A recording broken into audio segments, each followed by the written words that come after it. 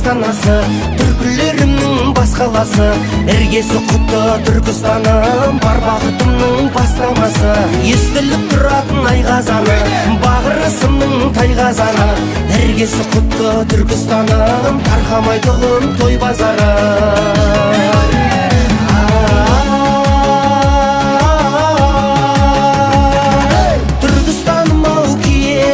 Тәңірдің берген сый еді, қасиет қонған құт мекен, бар қазақ сені сүйеді.